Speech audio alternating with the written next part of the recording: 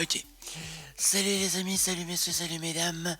Aujourd'hui c'est la Zcast, le podcast qui vous intègre, qui vous emmène, qui vous embarque dans mes baskets.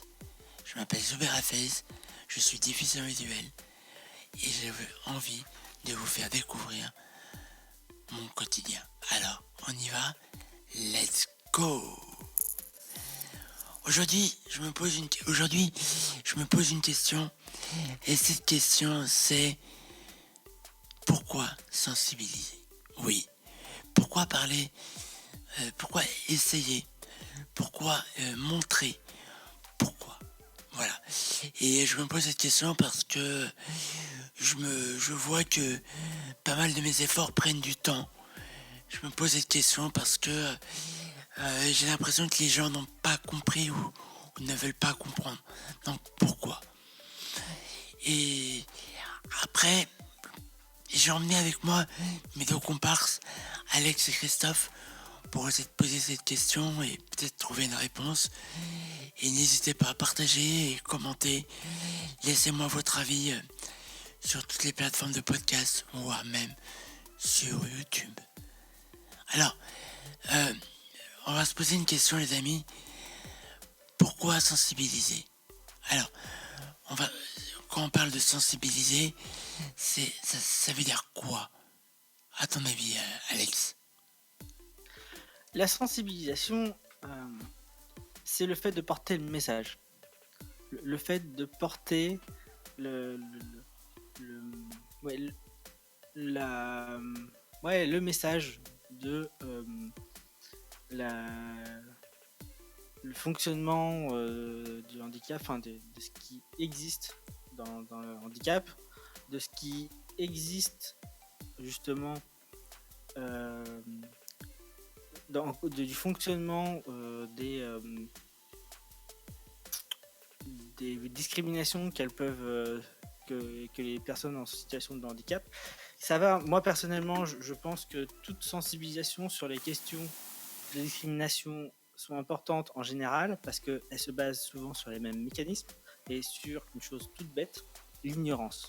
On ignore ce que vit une personne handicapée, comme on ignore pour un homme ce que vit une femme, on ignore pour une personne blanche ce que vit une personne racisée, et rien que cette base en fait de différenciation qui au final a un aspect culturel, c'est quelque chose qui doit aujourd'hui être pas effacé, mais au moins diminué. Et donc en fait on doit vraiment du coup expliquer ce que vivent chaque personne par rapport à leur vie et à leur particularité. D'accord. Et pour toi, Christophe? Alors moi, la sensibilisation, c'est quelque chose que j'ai en moi depuis des années. Parce que moi, enfin, en étant non-voyant, mais comme dit Alexandre, il a raison, la sensibilisation se fait sur toute personne. C'est-à-dire que dès qu'on est différent, il faut qu'il y ait une partie de sensibilisation. Et je pense que cette sensibilisation nécessite énormément d'efforts des personnes qui sont concernées, justement pour enlever, pour que les gens n'aient plus peur. C'est-à-dire, parce que la première, c'est la peur, la méconnaissance, Ouais. et surtout, qu'est-ce que je fais devant une personne différente de moi? Et en fait, d'essayer de faire comprendre aux gens que cette différence n'est pas contre eux, mais justement, ça peut leur apporter quelque chose au quotidien. C'est ça c'est pour ça qu'il faut qu'on se batte pour ça. Oui, parce qu'en fait, c'est vu qu'aujourd'hui, en fait, dans les études sociologiques, démontrent que, en général, quelle que soit la différence, quelle que soit la particularité, les mécanismes sont les mêmes. Et la base, hein, c'est ça, c'est l'ignorance et la peur. D'accord. Alors qu'en fait, la diversité est une force, c'est une force hyper importante. Et c'est pour ça, en fait, à mon avis, hein, c'est l'un des enjeux de société les plus importants de ce siècle. Voilà. Ok. Et Je lance les mots. mais je me pose cette question, c'est comment comment faire? Parce que, ok, là on a le sujet. Maintenant, si on parlait un petit peu sur le terrain. Le terrain, qu'est-ce qu'on doit faire pour sensibiliser? À votre avis, messieurs? Alors, moi, ce que je fais pour sensibiliser les gens, par exemple, et ce que je pense que d'autres personnes peuvent faire, ou ils ont peut-être d'autres méthodes de sensibilisation, moi déjà, je suis très avenant. C'est-à-dire que j'essaye d'être quelqu'un de très sociable avec les autres. Et de renvoyer toujours un sourire. C'est-à-dire que faut que la personne qui soit en face de moi se dise l'handicap c'est un sourire en fait. Et pas l'handicap c'est une personne en fauteuil, l'handicap c'est une personne qui n'entend pas, une personne non-voyante ou ainsi de suite, ou d'autres problèmes plus ou moins visibles. Et pour cela, en fait, voilà, je suis courtois, j'essaye et j'essaie de dialoguer avec les gens d'une façon normale, et c'est surtout que les gens, au bout d'un moment, ils commencent à te poser des questions. Et de là, il faut surtout avoir un discours surtout pas de victimisation, et justement de dire que ce que je vis, c'est extraordinaire. Alors, c'est pas facile tous les jours pour les gens, parce que déjà, il faut accepter son handicap, il faut vivre son handicap d'une autre façon, et justement de faire comprendre aux gens que ce qu'on vit, ça remplit notre vie autrement, voilà. Et surtout et je pense que ce discours-là, au fur et à mesure, les gens ils commencent à l'intégrer, ils commencent à se faire une idée autre qu'ils avaient avant du handicap. Et après, tu as d'autres sortes de sensibilisation. Après, tu as des sensibilisations pour aller dans les écoles, pour aller voir les enfants, pour leur faire voir ce que c'est, par exemple, un aveugle, une canne blanche, un chien guide, leur expliquer le rôle du chien, de la canne. Moi, tu sais, j'ai toujours cet exemple où quand je me balade dans la rue, les gens, ils me voient me balader avec juste la canne blanche, d'accord? Et donc la plupart du temps, les enfants disent mais pourquoi le monsieur il a un bâton? Et les parents disent chut chut, je vais t'expliquer. Donc moi je vais vers les parents, je leur dis est-ce que moi je peux lui expliquer? Donc il y en a, ça pose pas de souci, d'autres qui disent non, voilà. Bon, si on me dit oui, moi je dis à l'enfant de fermer les yeux, je lui donne ma canne blanche, je me mets derrière lui et on avance ensemble. Voilà, donc ça le sensibilise l'enfant. Et en fait, tout de suite les parents ils ont un autre regard sur la personne non-voyante. Parce que là, je suis en train d'éduquer leur enfant sur un point précis. Et donc, ce regard change. Et pareil avec le chien guide. Et là, le chien guide, c'est là où c'est marrant. C'est là, les enfants disent ah, maman, pourquoi il y a un chien guide? Et là, les parents, là, ils répondent à l'enfant. Et pas dire chut chut, je t'expliquerai plus tard. Non, non, là, ils répondent. Ils disent voilà, le monsieur, il voit pas. Et en fait, le chien, il aide le monsieur à se déplacer. Et là, les enfants, ils ont un système de raisonnement et ils disent oh, le pauvre chien, il est aveugle. Tu vois, donc c'est ça qui est marrant dans la chose, quoi. Et voilà. Et c'est surtout, voilà, comme je dis, sensibiliser, toujours essayer d'être à l'écoute des gens autour de nous. Et c'est surtout être disponible pour expliquer aux gens. Voilà, c'est ça. Donc, parce qu'il ne faut pas mélanger sensibiliser et éduquer. Notre rôle n'est pas d'éduquer. Notre rôle, quand on parle de sensibilisation, c'est juste de montrer.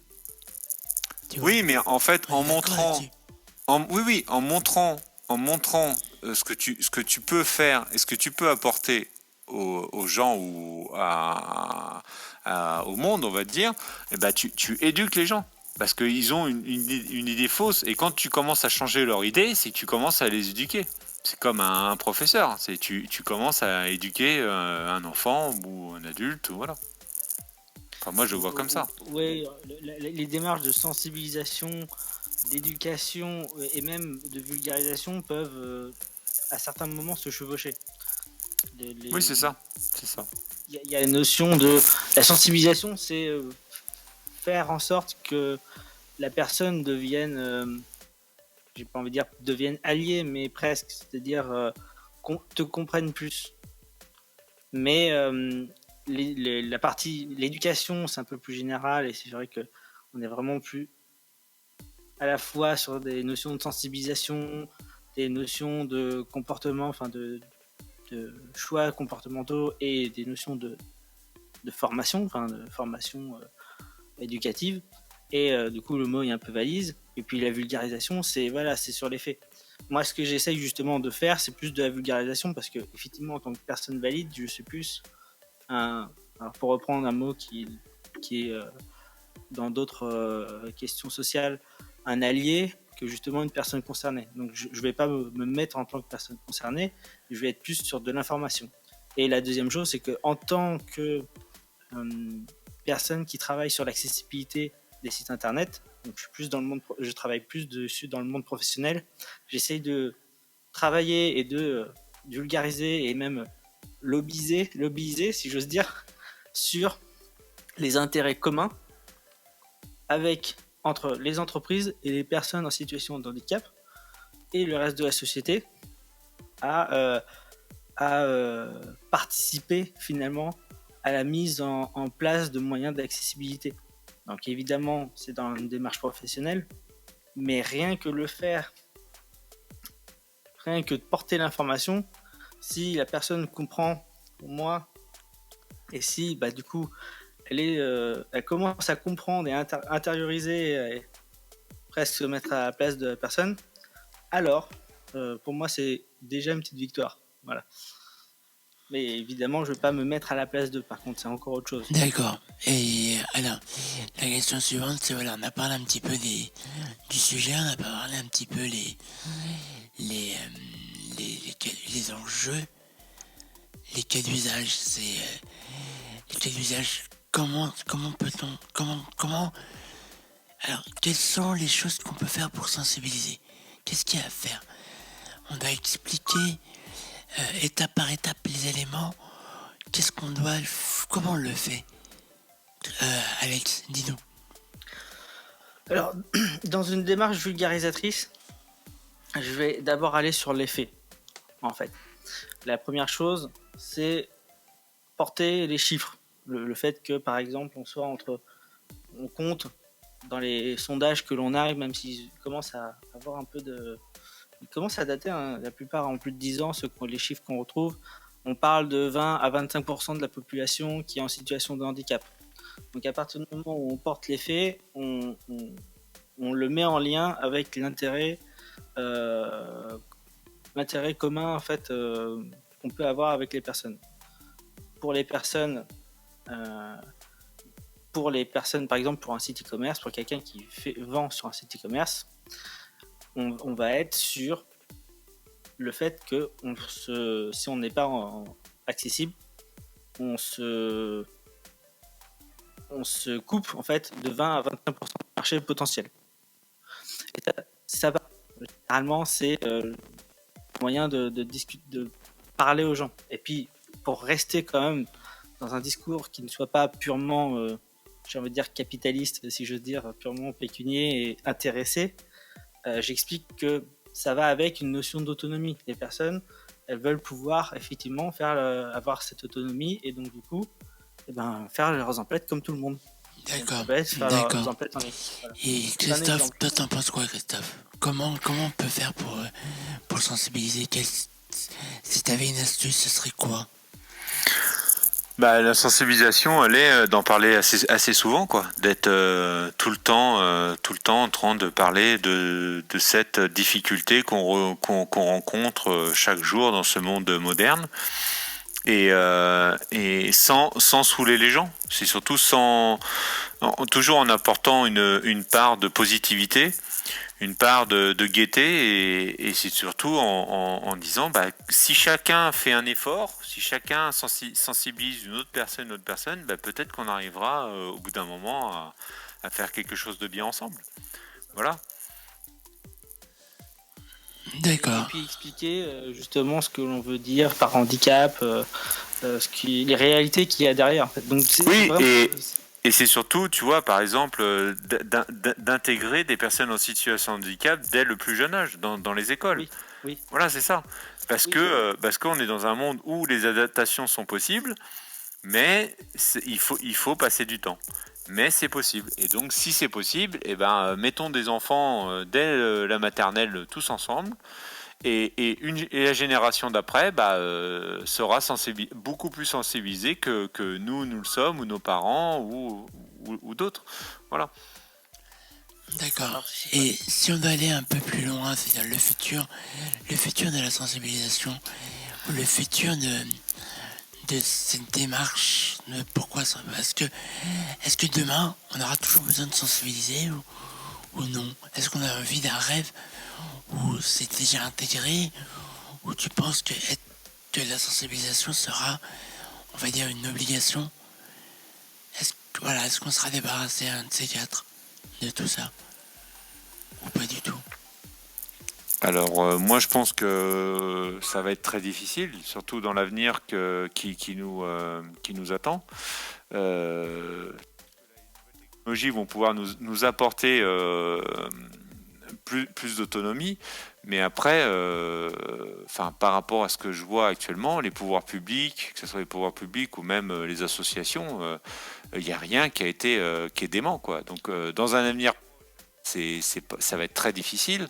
Dans un futur, comme je dis, il faudrait sensibiliser dès le départ, quoi, dès le jeune enfance. Et il faudrait que les gens qui nous gouvernent se disent on a des personnes en situation de handicap, de tout type de handicap, et faisons le nécessaire pour que ces gens-là intègrent une vie normale, quoi. Une vie normale, qui travaille, qui puissent faire leur vie comme n'importe qui, et c'est surtout qu'ils aient plus ce regard des autres comme si c'était des bêtes de foire. Parce que je le dis, actuellement on est des bêtes de foire, et il faut pas... alors c'est pas une généralité, mais moi je mets au défi n'importe qui de venir avec moi, de faire une journée avec moi, et puis à quel moment je suis pas soit un sac qu'on balance de droite à gauche, qu'on me pousse, et puis voilà, ou qu'on me regarde de haut en bas avec un regard de dire soit le pauvre mec, ou disons t'as vu comment il est, enfin voilà, quoi, c'est ça, quoi, le regard extérieur qui est négatif, quoi. Ouais, moi je vais paraître pessimiste, mais je vais d'abord sortir une réalité biologique. Le cerveau humain est aujourd'hui fait pour mettre les gens et tout dans des cases. C'est une réalité. C'est quelque chose qui a permis d'évoluer et d'être ce que nous sommes aujourd'hui. Mais aujourd'hui, ça nous dessert. Donc, le problème, c'est qu'on a cette case handicapée et tout un tas de clichés qui vont avec. Et donc aujourd'hui, il va falloir, c'est ce que tu dis, Christophe, mais il va falloir démanteler un par un chaque cliché et soit le pathos que l'on met derrière, soit le dédain, voir certains discours. Il y a pas longtemps, il y a quelques années, vis-à-vis d'un ami qui est polyhandicapé, notamment qui est Asperger. Et on lui a sorti encore un discours eugéniste on n'aurait pas dû le garder, ce qui est quand même grave aujourd'hui. Voilà.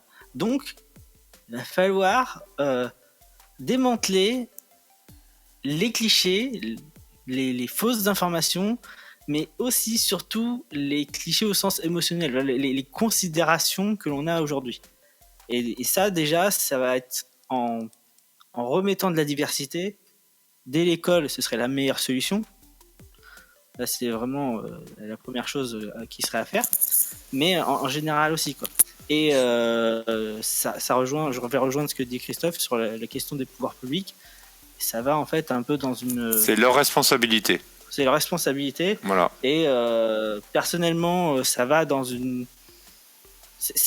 état d'esprit, une politique plus globale. Encore une fois, ce sont des questions sociales. Ça va avec des questions sociales générales. Et si on le fait pas pour handicap, aujourd'hui en fait, on le fait pour rien du tout. En fait. C'est ça. D'accord, messieurs. Voilà. Je vous remercie. Nous allons nous arrêter là. Merci, Joubert. Merci à toi. Merci d'avoir pris le temps. Merci à nous écouter, à ceux qui sont en Mac, qui nous écoutent. On est de plus en plus nombreux chaque semaine. Oui, le podcast est enregistré sur Clubhouse et bientôt sur d'autres plateformes. Mais vous pouvez le réécouter sur toutes vos plateformes de podcast, même sur YouTube, et pourquoi pas, et même sur Instagram. Voilà. Donc générique de fin. Merci à tous d'avoir pris le temps de me donner ce temps à m'écouter et à écouter de quoi on parle. Et je tiens à vous dire un grand merci de ma part et de la part de mes comparses. Donc n'hésitez pas à cliquer, à partager, à commenter. Voilà, vous pouvez me retrouver sur toutes les plateformes de podcast. Donc voilà, je compte sur vous et je vous dis à très bientôt. Et c'est fini. Au revoir. Bye bye.